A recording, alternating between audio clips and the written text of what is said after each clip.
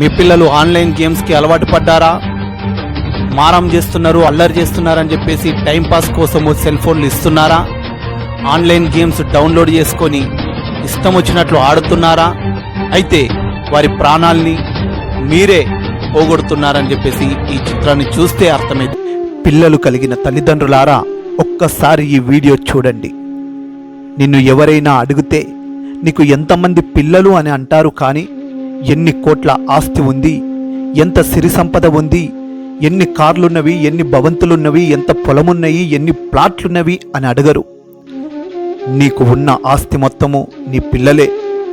నీ కనురెప్పల్లాగా కాపాడాల్సిన పిల్లల్ని అల్లరి చేస్తున్నారనో, గొడవ పడుతున్నారో అనో నీవు పిల్లలకు నీ బిజినెస్ షెడ్యూల్లో నీ పిల్లలకు సెల్ ఫోన్లు ఇస్తూ వాళ్ళు గేమ్స్ ఆడుకోవడానికి సహకరిస్తున్నావేమో, కానీ నువ్వు ఇండైరెక్ట్గానే నీ పిల్లల యొక్క జీవితాన్ని, ఆ యొక్క బాల్య జీవితాన్ని చిదిమేస్తున్నావని గుర్తుపెట్టుకో.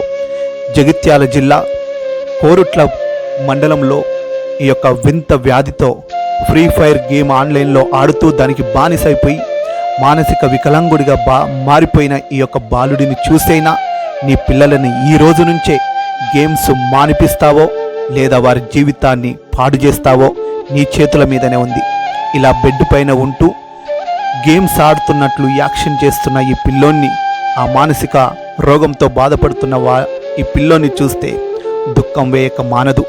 రేపు ఈరోజు కనుక నెగ్లెక్ట్ చేస్తే నీ పిల్లలు ఇదే బెడ్ పైన పడుకోగలుగుతారు. జాగ్రత్త, నువ్వు సిరి సంపదలు ఇవ్వకపోయినా పర్వాలేదు, కానీ ఆ యొక్క బాల్య జీవితాన్ని నాశనం చేయకుండా ఈ సెల్ ఫోన్లని దూరంగా పెట్టండి.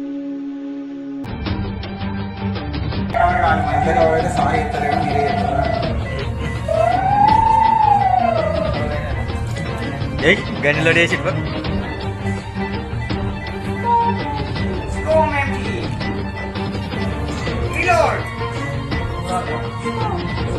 Reload!